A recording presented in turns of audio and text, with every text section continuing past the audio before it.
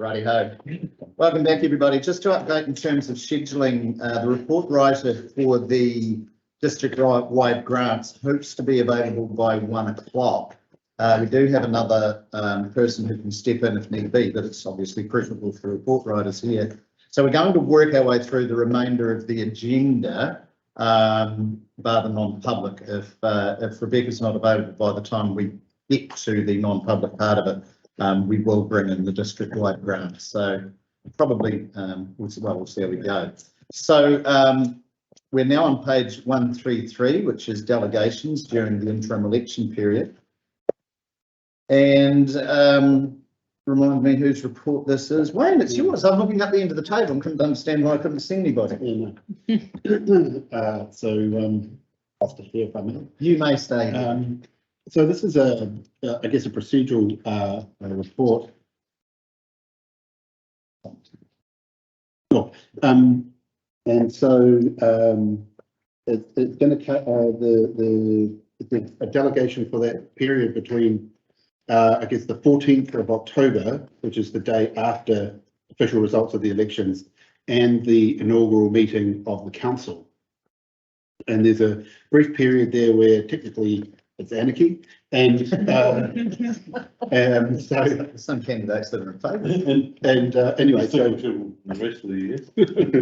and so this will just cover that period of time where you'll delegate those responsibilities to the Chief Executive Officer, subject to the things in recommendation B. Acting after consultation with the person elected to the position of mayor. Fortunately, we're very non-contested, so that makes it a bit more clear. Can only attend to matters that cannot reasonably wait, and then reports back any actions to the First Council. Pretty self-explanatory. Yeah. I've got one question. Go on. Because you said from the declaration of the election result, which is the week after the election, and what happens from 8th of October till the date of the result? You got the right day. Yes, I'm pretty sure I got the right day. The answer is you're still in power. Ah, okay. Until there's a So, declaration. even though election day is the 8th, this council remains in force until the 14th. Essentially it does, because they're preliminary results until Yes. the 13th, Yeah. when they are final results. I think in the past, a few things have been based on the fact that on election day we're out. Actually, we're not. No, my understanding is that So why did we have to worry about getting that commission set in place so that we can have a hearings panel? Oh, because the council got to have its meeting to elect the hearings panel, to appoint, which comes later. it's got more after the election than before. Yeah. Yeah. I've got no idea how that works. I don't bother myself with that too long. All right. If everyone's happy with that, thank you, Wayne. I'll move recommendation A. And I presume it's meant to be a B for that next. Yeah. Oh, there one. No. Yes, no, there is a B. Yes. Yeah, just Yeah. which I I know recommend for that council. I'll move the recommendations that can be found at 133. Tony will second those. No further discussion. All those in favour? Aye. Against, carried. Thank you. Is Saskia is going to take us through the carry forwards because Kim's Councillors, I will be taking this over to the council. Right, and then to take us through the paper. Unfortunately, company unavailable. I'll take the report as read, and today we're looking at carry forwards from 21-22 and the forecast changes the 22-23. Now, the actual report is tricky to read. So, Wayne, can I get you to please put up I've just done a summary of the carry forwards that might be a bit easier for everyone to follow through. So what we're looking at is carry forwards of capital projects of 23.8 million and then an additional 1.3 million funding. So I'll start with the 1.3 million, and I've just summarised up here the different areas. So we've got some of them have already gone to council and there's a resolution to approve them. But the other ones, sorry, if you can have a look at the report alongside the summary, and in the report, it's after the profit and loss table, it's got the descriptions of what the funding's for, and I've just quickly summarised it so that you can see it. So we've got Page And- 140 of your agendas. people and culture, we've got 125,000. Infrastructure, there's almost 15. Planning and environment is 864,358, of which 50,000 for the trails has already been approved at council for a resolution. And then if we keep going down, we've got a savings of 25,772 in corporate services, additional for the CEO of 216, and then the governance and community engagement, there's some savings on income, there's additional income there, but then the other costs after the 509 are all expenditure, that's totals 141,000, and then there's just a variance of 3,400, and that gives us the 1.3 million additional. Whether you want to discuss that now, we can come back to that. So then we've got 23.8 million carry forwards, but then there's also an additional 910,000 that has been requested in the council property. And then if we keep going down, the summary of all of the other areas, that's actually in the report. So if you keep going right down to the bottom of the line, the total there is 23.8. The effect on the reserves is just down a little bit more. I just had to summarise this very quickly. So and that's on the last page, there's 26.3 million of reserves. Now, unfortunately, we don't have much in the way of reserves right now. So at year end, it's unaudited, but we are predicting 281,000. So anything we do here, we will get to loan fund. Originally, for year end, we had predicted the reserves would be overdrawn by 10 million.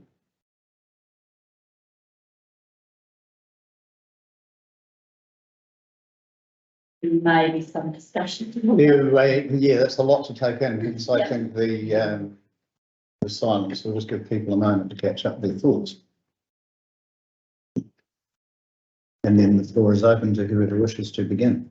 Basically, with the carry forwards, the 23.8 was already in the annual plan, so that we haven't overspent the 23.8. It's money that wasn't spent last year that's been budgeted for, that we've got to, well, we would like to carry forward. The additional cost is the 1.3 million that was at the top of the spreadsheet, and the 910,000. So, yeah, I'll start with questions. And so of that, we'll say the 1.3 for a start. We'll go back to that just on the screen before we come to the question, please, just so we've got it in front of us. How much of that has actually been approved prior to this meeting? Everything that's got resolution has already been approved by council, but I don't have that information right at the tip of my fingertips. There might be more, I'm not 100% sure on that. I don't know. I can talk to the first one, the Museum Trust on line 46 here on the screen. So what's happened with that one, that was a new trust that was set up as ILTP. And inadvertently what we did is we didn't put it into the subsequent years of the annual plan. So that is a request to put that $50,000 in so that we can pay for that trust. That's what's happened with that one. We'll scroll down. In the actual report, it does talk about the explanations of all of the extra funding.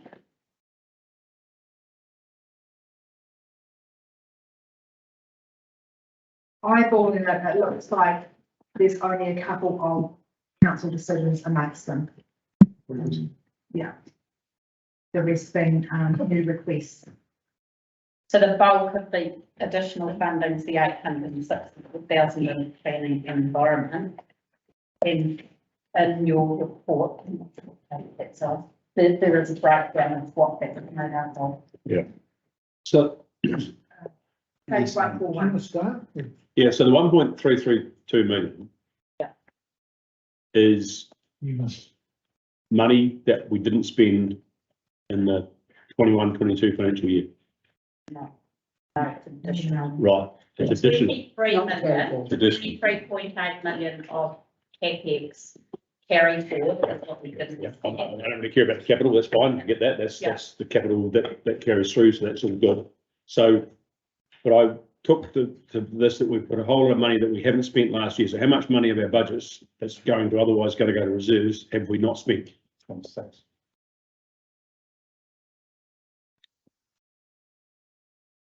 Because I took it to be the 1.332 million, but then I found, I could see that there was new items in there. So therefore, it's, and you're saying to me that's all new money. Yeah. So in theory, we should have done an annual plan with another $1.3 million on it. And that's what this paper is looking for to approve that money. What's the effect of, sorry, Well, hang on, I want to find out the why before I find out the what. Yeah. Why have we got new money in carryovers? Isn't that not the number? I think what's muddied the waters here is that this report's doing both. Yeah. And I think that's that's where I'm confused, is because there's new money and carryover money. So It would be far easier to see, here goes the carryovers, we understand them, here goes the new requests, which is part of the forecasting. So I'm looking at this going, well, I can just understand carryovers. Yeah. And I can understand that if it's being spent on what it was going to be spent on in the first place, but not if it's going to be a new spend, because that to me is actually a forecasting issue and new money. It's not, unless it's being spent on what it was collected for, it's new money. And with this report, I can't differentiate between the two, so I'm really quite confused and find it unhelpful. and just to clarify, if we approve the new money, what are we actually approving? Going further into debt than we anticipated at the end of the year. We're approving the expenditure on those items. Yeah, and a little bit, other than the resolution on the Museums Trust, which I get. Yep. Where's the government's approval for Correct. the other Yep. $3.28 million? Well, it's in here, but it's really hard to That's very unravel. Actually, we can't approve that based on this. So 50, to be clear, 50,000 is just an error that was made. And if you read through the report, there are for each of the Yes, I'm amounts looking at that are being requested. There's another resolution in there as well, and I don't know until I look into this in more detail if there are other resolutions that have already gone through the council. Is there an imperative to do this today? That's the next question. If we don't do this today, The get some more clarification, is it the end of the world? We could probably We deal with the carryover. carry out. The new money. That's new spend, this is what concerns me, this is sort of. From your forecast. What will the effect be? The carryovers are given, they just, that happens. It's last year's budget moving into next year's, but the new money, what will the effect be? Other than on those work programs and not counting the 50, what will the effect be? Because what I'm seeing here is stuff that is coming out of nowhere, particularly the additional expenditure offset. I mean, Oh, so sorry, so that one there's a bit of confusion. So we had an extra 514,000 that we got from 489 from MBIA, an SRI grant, and 25,000 extra from Trail Partners. And then there was a $5,000 reduction in income from the visitor centres. So the rest of those figures there make up the 509 savings plus an additional 141. That makes sense.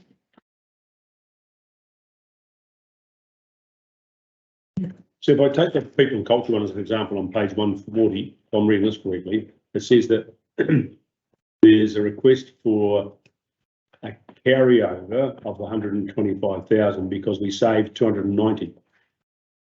And the request is to take 125 from this reserve to fund additional expenditure in FY23. So that's new spend. it's not a carryover, that's justification for a new spend, which I would expect we might sign off on, but there's a mix of this all the way through, so unless we're going to go through and do it line by line, Which wouldn't, no. which is not going to be that productive, because I'm just thinking if it's new expenditure, it should have been considered as part of the annual plan. I get things change, that's why we're doing the forecast. But I think we just need to see it as what is new spend and what is actually spend that hasn't been incurred, that should have been incurred.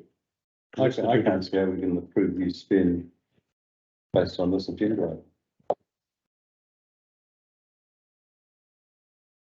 How can CEO's office, it cuts costs and then reallocates them. And there was So quite a I lot. guess what the paper is saying is that there's some savings that we've had in the year that we thought we were going to spend and haven't. That some of those costs are offset by savings, but the extra is the additional on top of that. I had some concerns about how many of these seem to be missed budgets from the And some of LTP it for is, staffing yeah, and yeah. cleaning costs. Yeah. There were a lot of those. Yeah. And unfortunately, last year with the LTP, there was quite a shortage of staff, and I don't believe that they had the time to go through as thoroughly as they may have, to check a lot of this information. So if that's the case, if it'll go through as an overspend. Right, because it's actually, Which will hit the reserves anyway. they've got the reserves anyway. Yeah.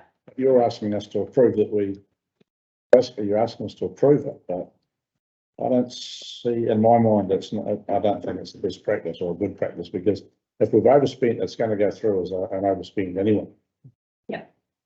I just like to see it laid out in such a way saying, here goes the savings, sorry, here goes the unspent money. Yeah. Here goes the work that was budgeted with that unspent money that's not yet done that we're now going to do. Yeah. And that's either all of it or some of it, right? That's the carryovers.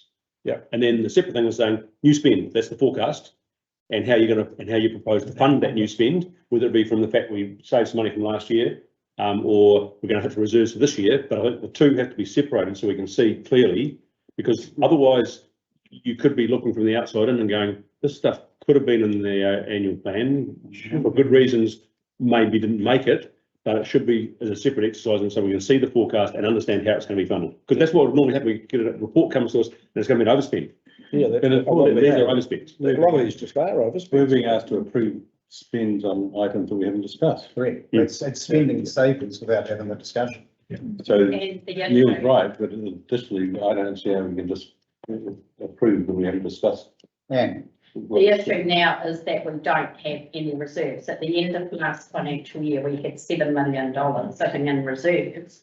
Now it's all used up. So anything we do from here on in, that's not right funded, is going to have to be debt funded. But we were forecast to be in debt anyway, That's right? right. Like $10 million. So But all the more reason though to put some rigor to it, to make sure that we actually say, yeah, we're happy to go into, because it's a new spend. yeah, it's new spend. Yeah. We got a bunch of technically a bunch of savings here that we might say, we're not going to spend, whereas this is spending it without. Well, some of this has already been spent. Please, Elise.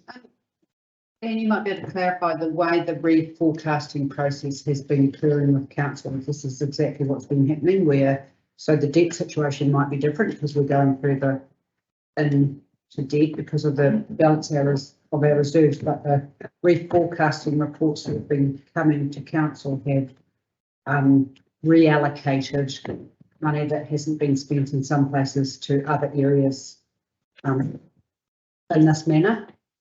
So I guess as far as the CapEx goes, that's, if we push that aside, that's already been budgeted for, we just didn't spend it. Any of the additional, so any surplus from each department will hit the reserve, so that will increase the funds in there. If we overspend and we have a deficit, then that will come off the reserves. And in the reserves, when we do the annual plan each year, we're budgeting based on the money that we're going to rate fund and what's coming from the reserve. So this 1.3 million, as we said, is extra to what we had thought. Whether there's any cost savings in any other areas, I'm not sure. So when we did the annual plan, that's the figure we came to. Every 6 months, we reforecast any extra costs that we know about. So in my mind, it tells me that if we have any reserve, any cost savings, we just shove them away. It doesn't have to come to the board and we can reallocate them as we wish. There's a process. Which was the reforecasting, Yeah, that's what I'm yeah, saying to yeah. say, that's how the reforecasting reports were coming to council, which was probably a new way for us to do this. But the bit that's missing is that it says here, page 140, $290,000 have been saved in people and culture. I can't quite see that in the profit and loss above it. It's in the reserves, it's part of the reserves figure. When you look at the 26.380, the impact on the reserves is 23.8 plus the 910 plus the 1.3 million, less any savings that we've made. Yeah, I just think that they have to be separated and we need to see them. No, it is a wee bit misleading, so I'll put something together and we can send it out. And through the chair, the September paper last year, what we did do, we requested carry forward for 23.3 million, but looking at it, we went through with each of the requests out of reserves and it was a separate recommendation and we didn't have any last year. Yeah. So we got up to recommendation M and each of them we had to approve within your recommendation. So same process, I think it's just got so many this year and it's got a wee bit confusing, so we need to go away and try to. I come back to Neil's question, what happens if we don't pass this today? So for some of them, the projects looking at them, it would just be, we wouldn't progress some work. For example, airport concept plans for new hangar and valuers fees. I don't know if there's anybody, I don't know if Lou, if you can consider how to talk to that, but the bulk of them looks like that it would be stop work on those. There are some staff wages ones that I'm concerned about. So for example, on page 141 under planning and environment, number 3 there is a request to correct an omission from the annual plan for wages at the Ranfurly Pool and Omakau Recreation Reserve. So we have staff employed that we hadn't budgeted for, it appears there. So But unless that's going to come from a saving somewhere else, that's got to be rate funded next year. Yep. So that's the thing, is we can put the reserves in deficit, but they've got to come back out of it at some stage. And that can either only come from rates basically, or unless you've made some savings in the last year that can offset it. Now, again, it says in here under 141, a total of $1.6 million was achieved across the planning and environment. I'm assuming that saving was achieved. I'm not sure if there's a word missing there or not. Yeah. So I read that to say that we $1.6 million was budgeted and funded in FY 21-22 and unspent. And this request is to take 864,000 of that to spend in FY 23. And there goes the breakdown of what it's for. Yeah. Now, the breakdown of that has got some new work in it that was never budgeted, that needs some rigor from a governance perspective around it. So that's why my logic says that if it's carryovers of unspent money that was rate funded or whatever funded in the last financial year, that they're going to still do that same work, then that's a given and no one would never said no to that sort of thing in the past. Yeah. But if it's new work and we need to understand how it's being funded, it's coming from savings, it's going to be much easier to get across the line. But if it's actually stuff that's going to put reserves into further deficit, then actually we've got some questions to ask about that. So, well, you've got to fund it one day. Yeah. It's a bit like spending your development contributions before you got them. Well, I was going to bring that up. It's like using development contribution for a road to fund some books in the library. In a roundabout way, you use, but what CEO's office and it saves $280,000. Some of it's gone to accommodate pay increase, but shouldn't that come into the salary cap when we set a salary for budgeting purposes? And then you go, just so we start doing sustainability. So that's the whole department, it's not the CEO. No, I understand that. It's been over budgeted for $280,000. No, it's not, people haven't been in the job. Some of the funding, we haven't been able to fill vacancies, so there's savings there. The way we did it last year sounds like it was quite extensive the list, but I think it's almost like saying you've tried not to do it that way, but I don't think you get much choice for the new spend stuff. I just think it should be split two ways, and I just don't think we can do it today. So I guess the consequence of not putting that money through will affect the annual plan for 23-24 that we're trying to get through now. So we'll put that back, and until we put the reforecast figures in, we won't be able to start on the next annual plan.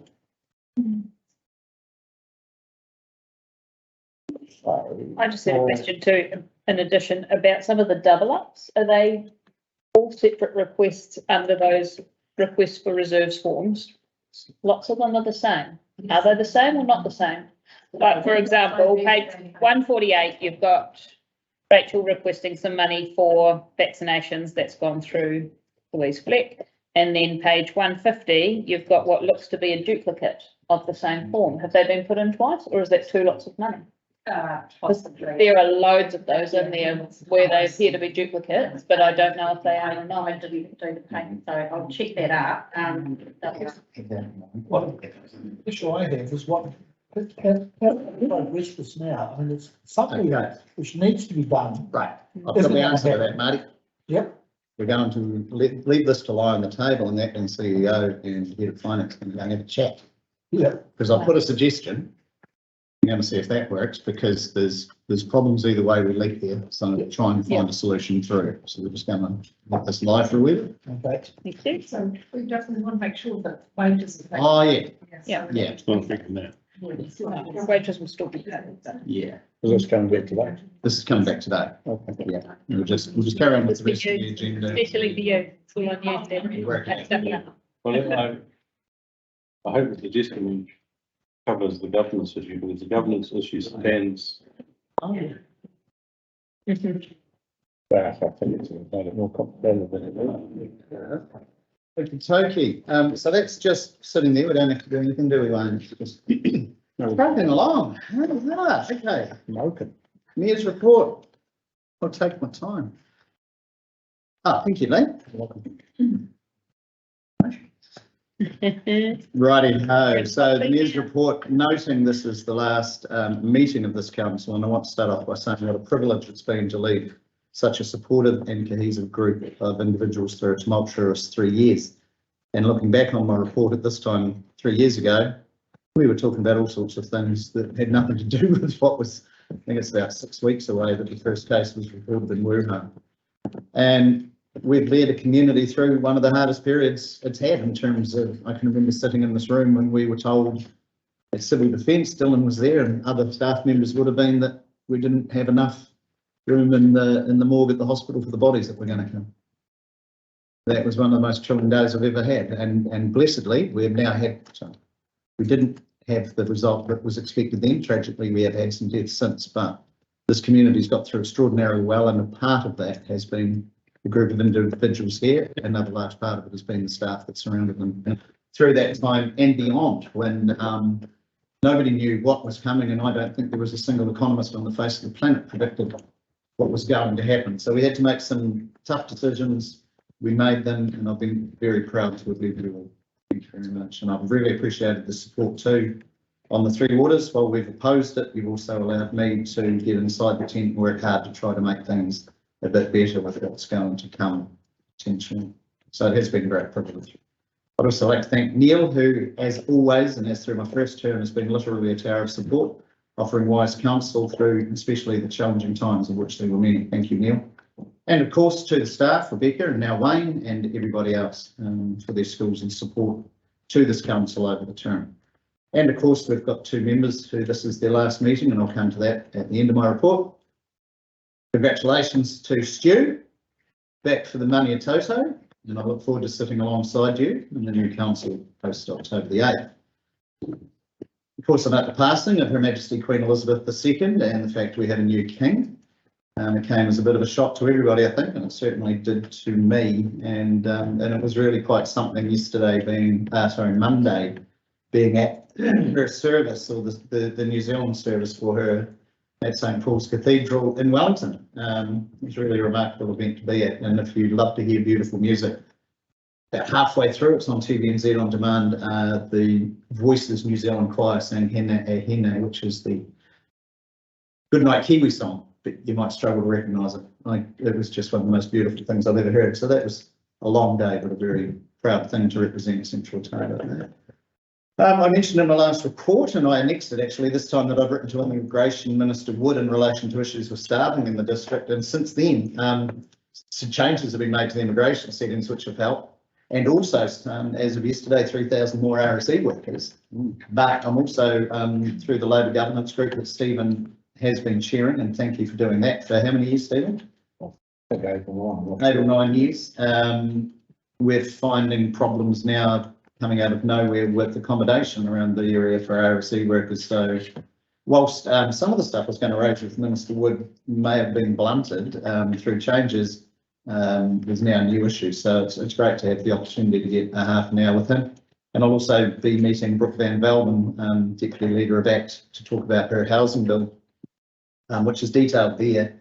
And in addition to that, what's come in since is that Stuart Smith, who is the opposition MP for Paikora and the opposition spokesperson on viticulture, has had the bill drawn out of the biscuit tin to fix the dilemma that we have with with any cellar door, that if you're going to charge for tastings, you have to provide food. I think is how it works. And so for small operators, it basically you're either having to give your wine away for tastings, or you're just not going to be able to do them.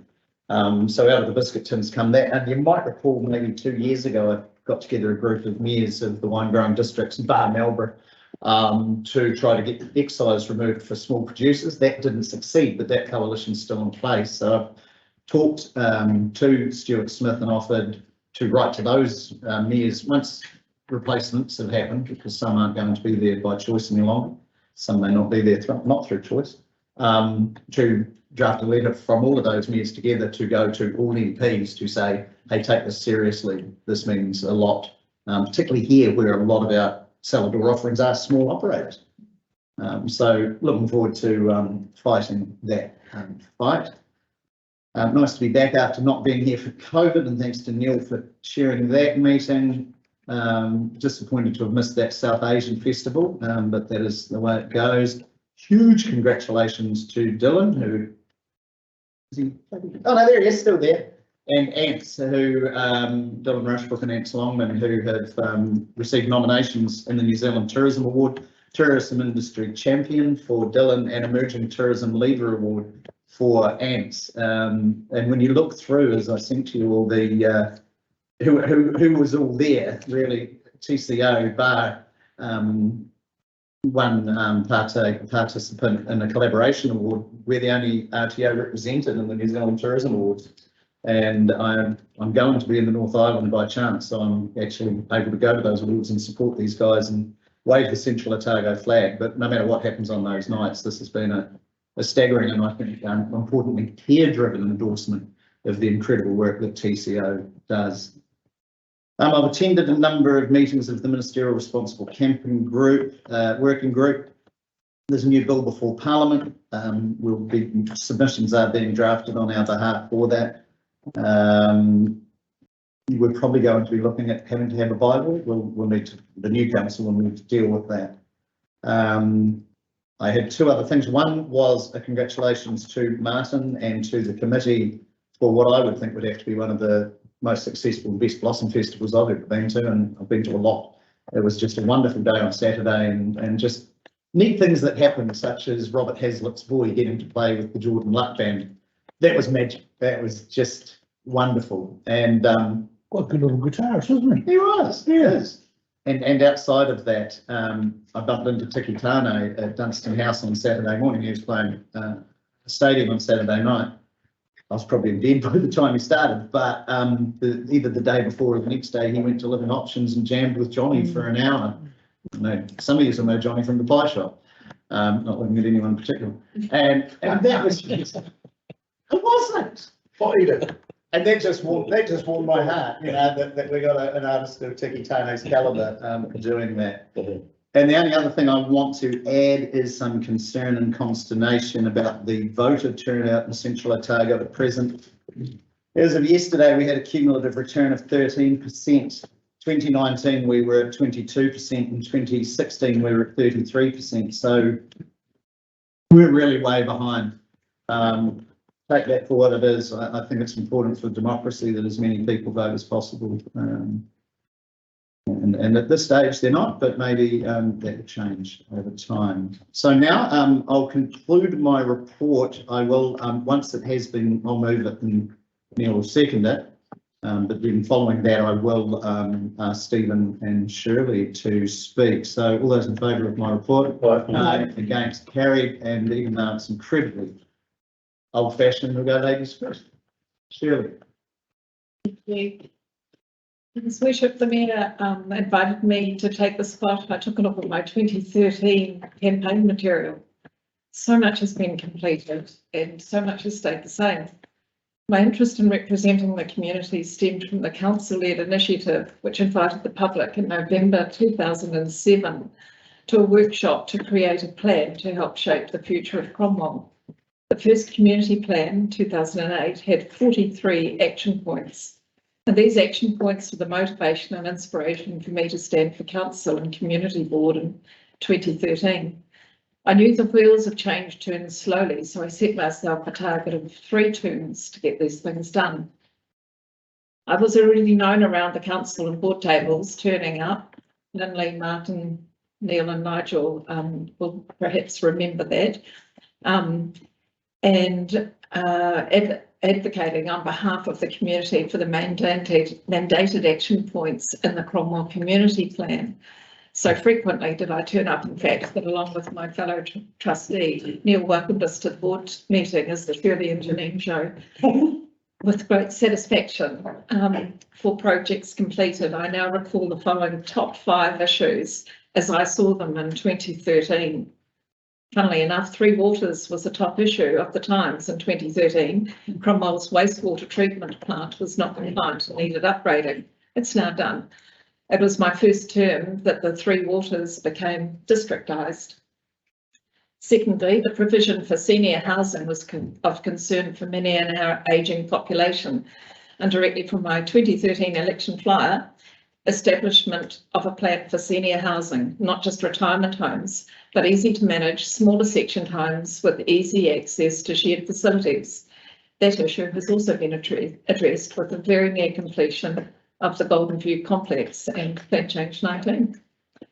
3, enhancing Lake Dunstan and its surrounds, also done and ongoing. As guardians of the first Cromwell Community Plan, the Cromwell District's Community Trust championed and advocated for the completion of the actions on that first community plan. The annual Lakeside cleanup was a tangible initiative that was instigated and led for 10 years.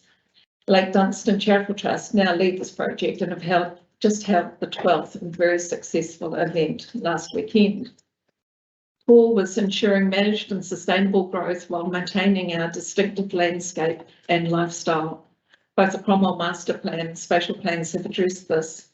The Master Plan saw the end of consultation by invitation and brought in a new era and ways of consulting with our communities.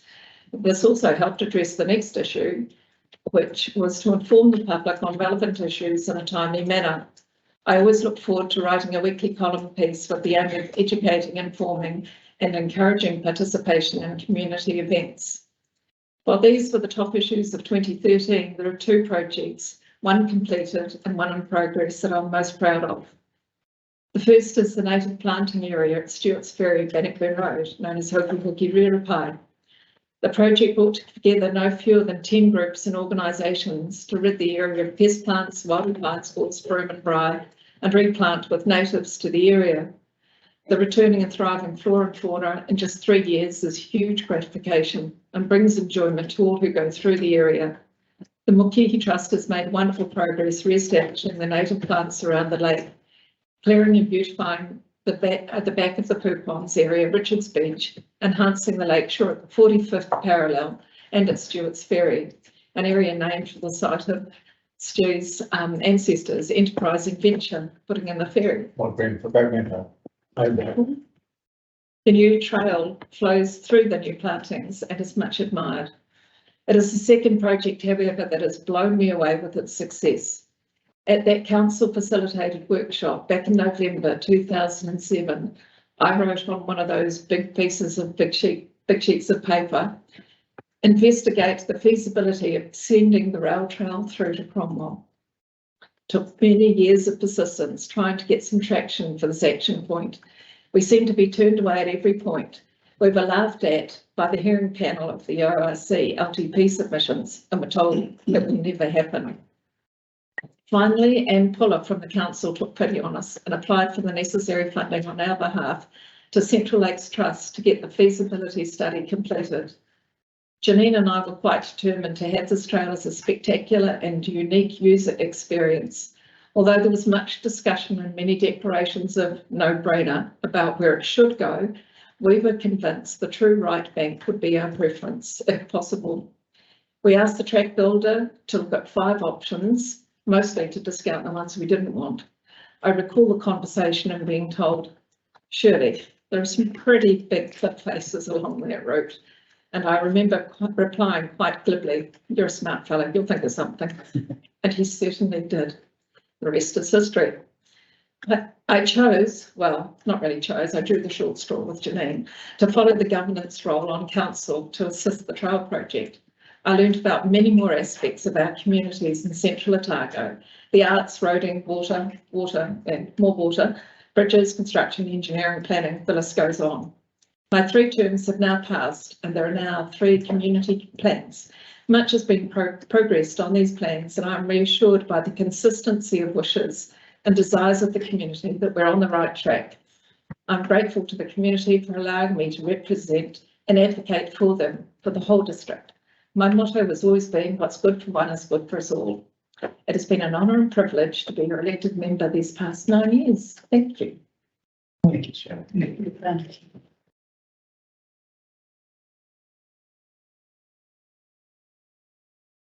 Way more basic. So this is the end of 24 years for me in local government.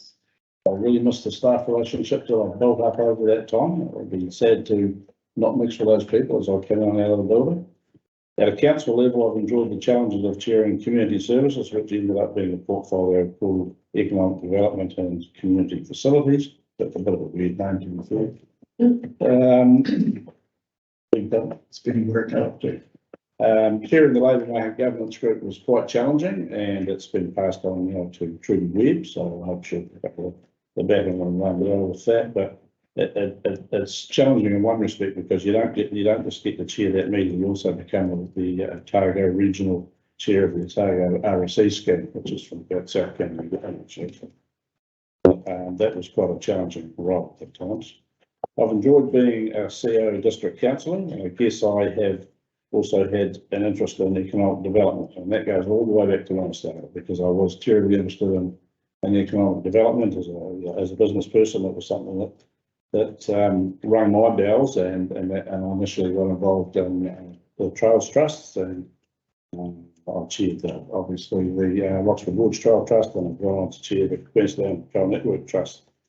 So, and it's, to me, it was always about giving back. That's number one. Number two, economic development that brings some growth and prosperity across Central Otago, and that, I guess that drove me more than anything else. And you'd have to say that we've had a win in that department lately.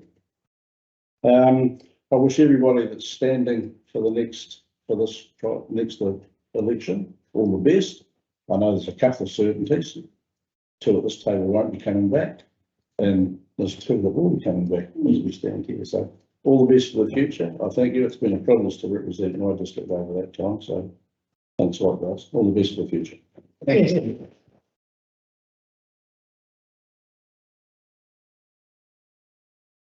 you very much. We're going to jump now to you, Stephen, with the economic development. That was meaning. Okay, so I did have a question about your letter to, about your report, your letter to, who was it? Mr. Wood or Brooke Van Vel? Brooke Van Vel, yeah. So if I understand it correctly, that bill is going to say that 50% of the GST paid on DCs. No. Is it the build cost or what? Because I'm trying to think how that's actually going to translate into anything that's going to actually help the cost of the sections go down, because the development contribution is already paid for the extra stuff from growth. and then anything new the developer pays for, so the cost to other ratepayers of a new subdivision should be zero. So I'm just trying to work out how the proposal is going to actually benefit anybody apart from means that the developer might make more money. Some questions I'll be asked. Yeah, cool, that's right, it seems simple, but superficial. Cool. Right, Stephen, you can handle the grant applications. Yeah, well, that's good.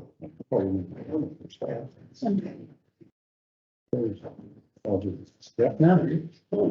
Okay, welcome to Oh, community Stephen. development. Economic development. Declare of interest and consideration of the grants. You will. Okay. Just wrapping on everyone, so. The item that is on is 27.7.9 and it's on page 128. So speaking to this is Rebecca online. I'm here. Rebecca online. See you. Are you? I've just suggested to Wayne, he puts me up on the screen. There you go. Speaking to us as well, or you just? Yes, we're here and I'm kind of the backstop in case we're going to tune in, so hopefully I say very this is our first funding round for the 2022-23 financial year. But bearing in mind that our community grants, we did give some funds last financial year. So if I hand you, Rebecca, to talk through your report. Yeah. Thanks, Paula. And firstly, just thanks to everybody for accommodating me not being in town today. I have been at the most incredible presentation in the Glenroy Auditorium called Be the Change Funding and Equity. So I think that that's been very appropriate for the conversation that we're going to have and try and be better as funders about how we work with community and make all those amazing things happen. So thank you for accommodating this way of presenting today. We've received 5 applications for the community grants in this. As Paula said, this is this first round of funding. You have already allocated funding to the Central Otago District Arts Trust and the Heritage Trust, a combined total of just over $90,000. So that's why the pot remains at 60,000. 727. We received 5 applications requesting a total of $69,919.50. And as I said, you've got that 60,727 to distribute. We've had a request also that came in through the grants round about for a district-wide events/promotions grant for the Cavalcade Committee, and Ali will talk to the specifics of that. However, we have recommended that if you consider that you have the aptitude for funding for that it's not taken out of the community grants pot, that it's taken from reserves, but that may be able to be expanded on further in the room. Now Wayne has distributed the table of recommendations for me, and it's also available to go up on the screen if that's helpful. And we've also drafted a resolution as a starting point for the conversations based on the recommendations that I've made. I understand that you've had a number of people talk at the public forum this morning, so hopefully you were able to ask them any direct questions of the recipients that you may have had, but I am here to answer any further that you might have. And finally, before responding to questions, I'd just like to acknowledge that this is the last council meeting, and to thank particularly Councillor Jeffrey and Councillor Calvert for their service on the time that they've been on council, and to wish those of you facing elections all the very best. So happy to respond to any questions. I'm not sure if Ali has anything specific to say. Yeah, I will. Thanks, Rebecca. And actually, what Rebecca said, thanks everybody for everything you've done over the last training, and which I'm sure, Stephen, you can't be a stranger. You'd be able to pop in and say hi, surely. Oh, yeah, okay. Exactly. So just you heard from the Cavalcade people this morning just about how the situation they're in has been a direct result of the impacts of COVID. Discussion around funding. I'm aware that financially it's going to be difficult for you to make that decision today with regards to being able to utilise reserves. So I'm open to, if you want to hold decisions on this until the next meeting. It would just be really tight if it's not till November for you to make a decision. So I'm not sure where that's at. We did look at other options. We don't have any major event budget at council level for this type of event, and we cannot use the tourism reserves because that is ring-fenced as unspent external funding, so it can't be used for events such as this. So, Okay, so challenges. just a question, could we underwrite the event? No. No, it's to cover the cost of wages to deliver the event. Well, no, I don't think that's right. No. It's actually for the trust, for their activity. It's not actually, it's about the operation of the trust, which is part of what's organised by Cavalcade. But the Cavalcade itself is separate, so it's the actual trust. So I'll spend the money towards managing the setting up the event. But it's all I'm saying is it's not particularly the Cavalcade. They could have funded it the other way around and said we're going to do other stuff over here. So just, I don't think it's right to say it's for that Cavalcade. It's about the trust administering a Cavalcade and other stuff that it does as well. It feeds into it. The way they explained it to me was to start working on the event itself. And that could be an option, that could be an option for the conditional grant. However, the funds would still have to come from somewhere. Even if they're ahead or if they lost money. So that's still that thing about using reserves. Yeah, because I don't think that, it doesn't matter, it's a good idea, I suppose. Yes, I don't know how to deal with that, we was discussing with the government reserves. Yeah. Did we not have the same issue with the Wollong event? Yeah. Bingo. And that still not be the same way? Reserves. That was a great funding. I think the precedent is, even though there's a certain level of hypocrisy in here, on one hand, council seems to have no trouble giving reserves, community boards are not allowed to. Community boards don't have any reserves. I know, but I'm just saying.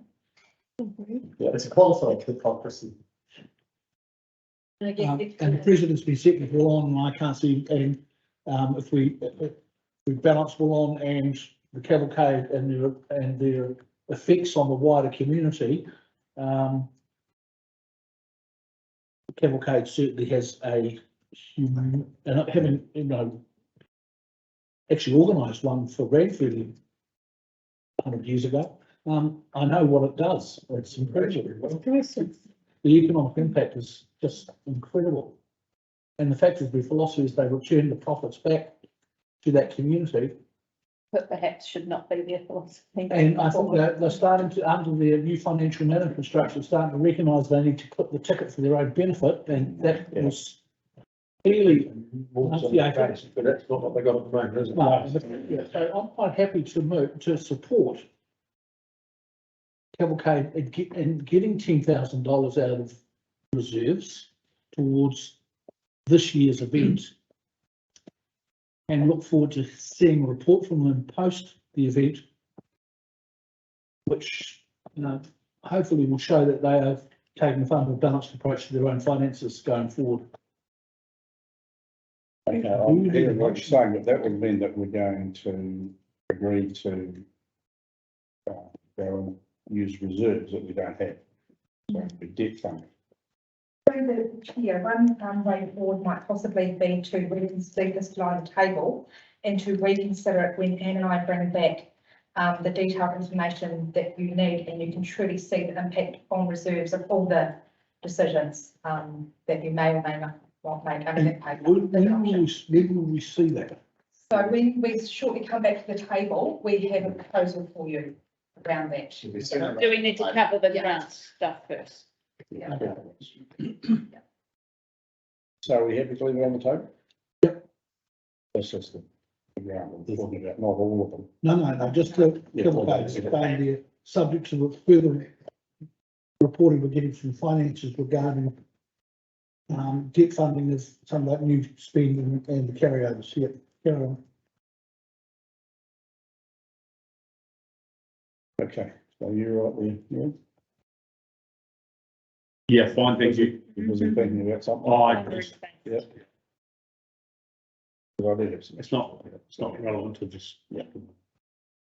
All right, so everyone's got this in front of them? Councillor Everyone Jeffrey, read it? Rebecca here. Yeah. Would it be useful to have the draft resolution up on the screen as well? Yes, I guess it would, but we I still suppose the don't. question actually asks, has anybody around the table got the appetite to not support the recommendation? This is the first I've seen of it. Yeah. And to the resolution. And can I just clarify one thing though, before you get to that, is that this is technically the second cut, because we've already had a first cut where we allocated some money before this financial year. And if we just go with the money that's on the spreadsheet, there'll be $2,306 left for the second round. That's correct. Yeah, right, cool. You So essentially the second round. pre-allocated, you essentially Yep. pre-allocated funds out of your budget. Through the chair, do we want to consider spending that now with what we've got in front of us and not having another round? Because frankly, we're going to create a whole lot of work for staff, Yeah. a whole lot of expectation in the public for a couple of $1,000. We've put ourselves in a bit of a. Yeah, I think we've got straight. not just your thing, I was going to say the same thing. Yeah, so that's something we should consider before we start. And does everyone agree with that? Yeah. Yeah, well, it's Pointless coming back. But Open up funding round to $2,000. Yeah. no. All right, so we need to think about who gets the extra. Is everybody comfortable with what they're looking at here in terms of the funding or not? Good? Oh, ordinary. The sports target one's been there forever, isn't it? Yeah. I mean, they came and spoke to us, it's probably a given. I have to listen to the budgeting services one, are they getting enough? I wondered if there was an avenue for some, I think it's really worthy, but I think the banking sector should be picking up the lion's share of that, because that is not unique to Central Otago, But they're not. but they're not, but is there something? Can I make a suggestion, Mr. Chair, to make better? Yep. Why don't we give Dunstan Kahuiako what they've asked for, because it's only another 300. And the remainder of what we've got left can go to budgeting service, $2,006.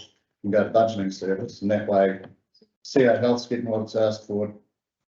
Dunstan's getting what it's asked for, budgeting service, in fact, everyone's getting what they've asked for, apart from Sport Otago, which still aren't doing too bad. And that wraps it up. So, does anybody have a different view? Can I clarify something? Yes, yes. Oh, sorry. In the draft resolution for the Central Otago budgeting services, I've got a subject to, because they've not given us a project plan nor budget for how they're going to spend. So whatever the amount is, I just think it should, I'd like you to consider that subject to either the wording I've got or something similar. The amount of 2,502 takes into account travel costs and printing costs. So there's some more specific things on that project. And our library services do cover that stepping up work rate in the libraries, not to the budget detail that budgeting advice offer, but there's a vacant position in council at the moment, and that role will help pick that up. So that's one of the reasons to why it's smaller than there is supporting. Does that mean we're taking away the jobs from the community providers, which is applied to the council staff? Slightly different services for them to this month, they can go into budget. It's programming, but it's offered in the library. It's offered digital, programming for the start.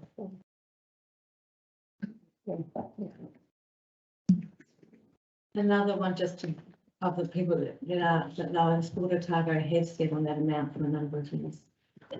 So I'm in favour of increasing their budget, or their grant, sorry. So we're taking away from somebody else or increasing our run budget?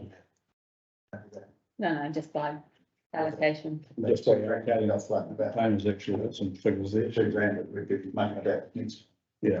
Yeah, so the extra $2,000 can either go to the budget service or Sports Otago, is what it's come down to. Well, you can split it between them and give. Why not?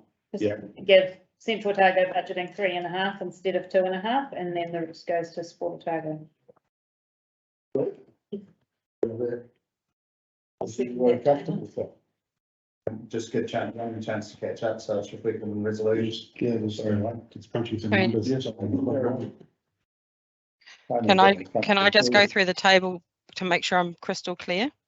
So Yep, we're saying life education, 3,000, Central Yes. Otago budgeting services, 3,500, Central Otago House, 7,556, Dunstan Kahuiako, 4,115.50 cents.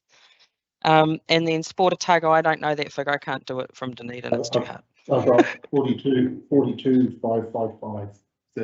42, 5, 50 cents. Yeah. 50 Thank cents. you. Okay, so that means everyone bar one's, no, everyone bar two, but I can look at that. Yeah. And it saves a whole lot of mucking around. Sport Otago haven't had one for quite some time. No, it's not gonna be all that's gonna be. Yeah, but that's. Are we comfortable? I'm wanting to move to that. Yeah. But do you want to, does everyone want to see it on the screen? Can we get it on the screen? He's doing it now, behind you. That's why he's sorry why you got Something wise. 50. Yeah, and then G would just be gone. Yeah, At this stage. Yeah, at this stage. At this stage, yeah. Down with that. On second. Favour, all in favour? Aye. Against? Carried. Thank you. Thank you, Stephen. Right, I'll take us back to page 136, which was left to lie on the table and outline a plan. It's good news and bad news. Good news is that we've got a plan. Bad news is that if you go with the plan, this won't be our last meeting. I don't believe that we can deal with the 1.3 million in additional funding today. We don't have enough details. We don't really know what's going on. I believe that we can deal with the capital projects of carry forwards because those are what we have as a timing matter every time around.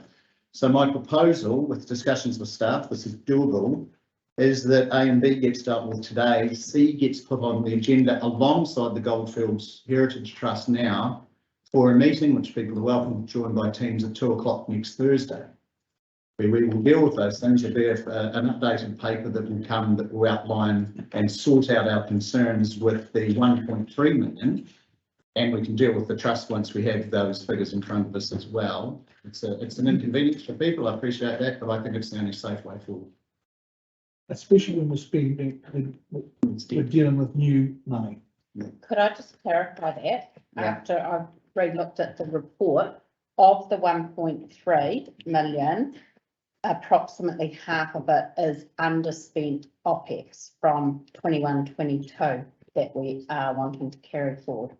But yeah, very clear, here's what it is. We might find we're in not too different a position, but we will be very clear in what it is, which we're not today. Through those, there's about 4 areas that, Let's work on. outside the CapEx carry forward, and that is the underspent OPEX that, Anne's just mentioned. There's also the substitution of underspent money, which could be for other projects for new money. And then there's the new money from reserves, and then we're going to add on to that, the administrative grants from the educate. So those are the things we'll bring to you next week, pull it apart and really clarify it so you can, make a decision. So what we'll do is adjourn this meeting. no, we'll move A and B, and momentarily we'll get A and B moved. Yeah. And then C will probably do nothing because it'll just be dealt with in the meeting. I don't think we'd need to, would we need to move that comes to a future meeting? Yeah, Would we? We'll just do it. Okay, get some wording on that. I think we can't say you, well, because you otherwise get some notification issues, so you don't want to post the next meeting. No, so you need to adjourn this meeting, yeah. That's what he's saying. Through the Don't- chair. That's why we're doing it on Thursday. Right, notification, time voting. Can you adjourn it for a week? No, let's continue. Let's continue. Okay, we're adjourned instead of having a new meeting. Rebecca? Yes, through the chair, I think an adjournment's a probably a wise idea. Yeah. It would help on those notification issues. Yeah. I don't Yeah, have the right. standing orders in front of me, but I do. I do. Thank you.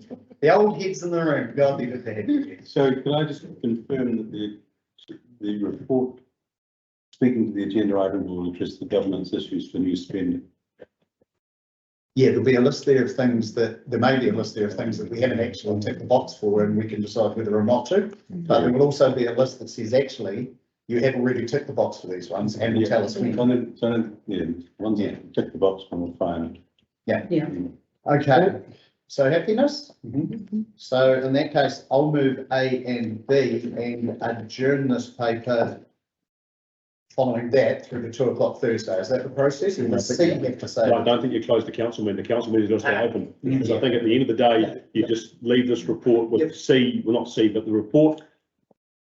The balance of the report lies on the table. If that's possible, find the words for that later on, but the reports, the meeting gets adjourned at the end of today. Yeah. So we can address 22.7.11 and we'll sort out the words around that, just how it happens. Don't close the meeting. Correct, right. I'll move A and B as they stand. Martin will second that. Any further discussion? Everyone's clear? All those in favour? Aye. Against, carried. Thank you, staff and senior members of council for helping. Okay. We are now on 266, which is the status reports. Can I just clarify, have we put the heritage education on to one side as well? Yeah, that'll come up on Thursday. Because then we'll know where our money's fixed. Is there anything in the council forward work program that people wish to raise or discuss? Bridges? You know what we're doing with that. Haven't done it. Is there anything in the organisational business plan anyone wishes to raise or discuss?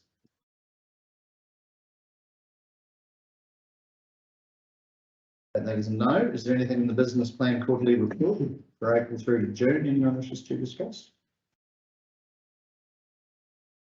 And is there anything in the council status update?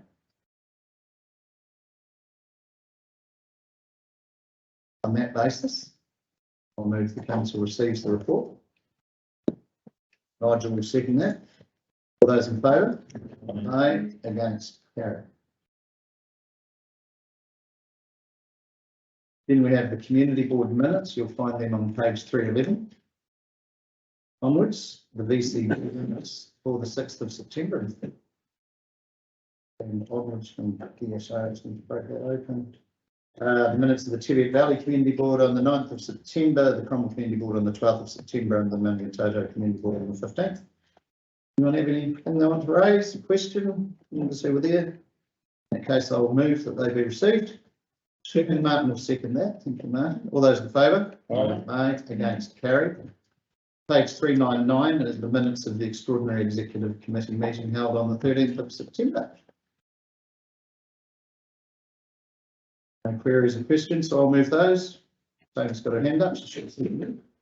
All those in favour? Aye. Against? Carried. The date of the next meeting will be an auspicious occasion on the 26th of October. It'll be next Thursday. No. No. Players. Today. Just too keen, would you? Yeah. Too keen. Too keen. Right. Basis, I move that we exclude the public for the reasons provided in the agenda on page 342, and Tamer will second that. All those in favour? Thank you for coming, Jane. It's good to see you here. All those in favour? Aye. Against? Carried. Or pause for press. Can I ask then,